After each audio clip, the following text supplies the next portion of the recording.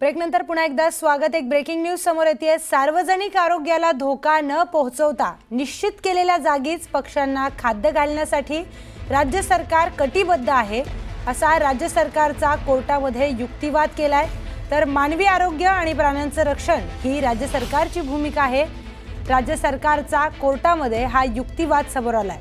सकाळी 6 ते 8 या दरम्यान कबुतरांना निश्चित केलेल्या जागी खाद्य खाऊ घालता येईल का याबाबत बीएमसी प्रशासन विचार करते।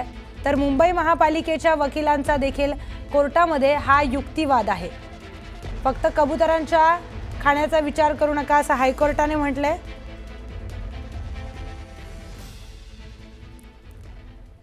पुन्हा जाऊयात आपल्या प्रतिनिधी प्रणाली कापसे यांच्याकडून अतिरिक्त माहिती घेऊयात। प्रणाली, सार्वजनिक आरोग्याला धोका न पोहोचवता निश्चित केलेल्या जागी खाद्य घालण्यासाठी राज्य सरकार असा युक्तिवाद कोर्टात करतंय आणि राज्य सरकारकडून आणखी 2-3 युक्तिवाद करण्यात आलेले आहेत, काय माहिती?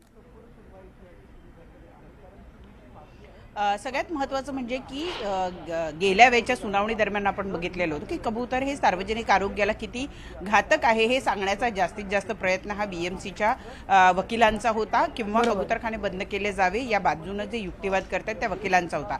आज मात्र त्यांचं बोलण्यामध्ये कुठेतरी असं दिसून येत आहे की काही तास हे कबूतरांना सार्वजनिक ठिकाणी खाऊ घालता येईल का, या दृष्टीने काही अटी शर्ती लादता येऊ शकतात का याचा विचार केला जातो आहे असं त्यांनी या ठिकाणी सांगितलं। परंतु याच मुद्द्यावरून आता कुठेतरी न्यायमूर्तींनी सुद्धा बीएमसीच्या वकिलांना एक प्रश्न उपस्थित केलेला आहे की नुसता कबुतरांचा विचार करू नका, सार्वजनिक आरोग्याचं काय?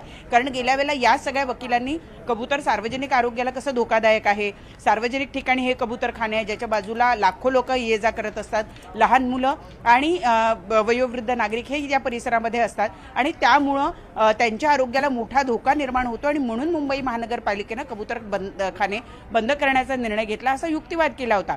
इतकंच नाही तर कबूतरखाने बंद करू नका या बाजूची भूमिका घेणारे जे वकील आहे त्यांनी सकाळच्या सत्रामध्ये 1 तास आणि संध्याकाळच्या सत्रामध्ये 1 तास किमान एवढी तरी परवानगी आम्हाला द्या कबूतरांना दाणे खाऊ घालण्यासाठी अशी जेव्हा विनंती केली होती त्या विनंतीवर सुद्धा बीएमसीच्या वकिलांनी ऑब्जेक्शन घेतलेलं होतं आणि आज मात्र त्यांची भूमिका कुठेतरी मवाळ दिसते आहे।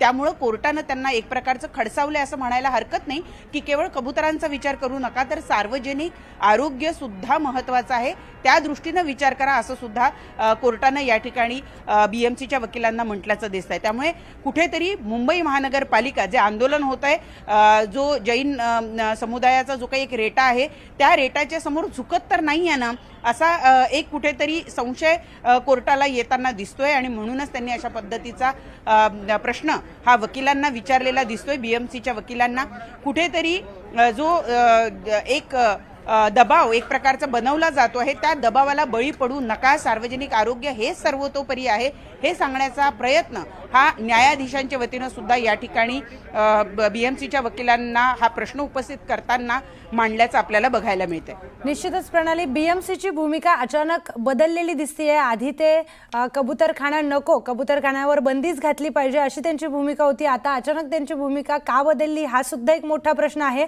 त्यानंतर नेमकं कोर्टाने काय म्हटले ते सांगा एकदा।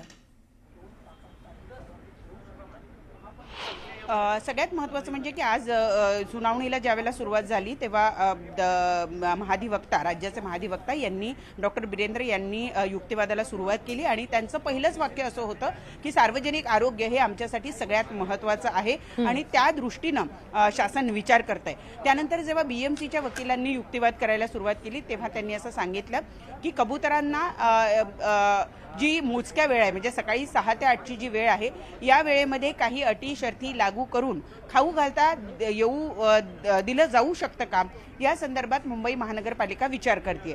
खरं तर दुसरीकडे हा सुद्धा एक मुद्दा आहे की अनेक ठिकाणी आपण जर बघितलं विशेषतः गिरगाव चौपाटीसारखा जो भाग आहे जो सार्वजनिक ठिकाण आहे त्या ठिकाणी पोत्यानी धान्य जे आहे ते या कबुतरांना खाऊ घातलं जातं।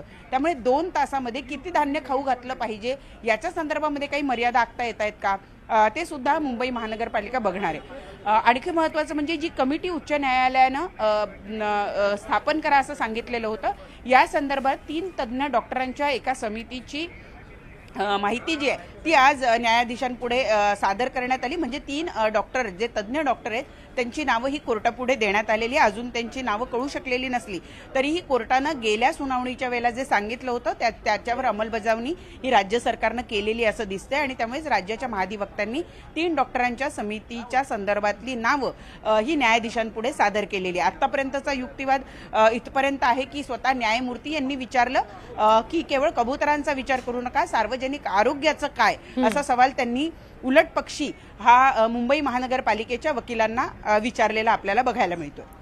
तर प्रणाली, पुन्हा तुमच्याकडे येणार आहोत तुर्तास. धन्यवाद आपण दिलेल्या माहितीसाठी.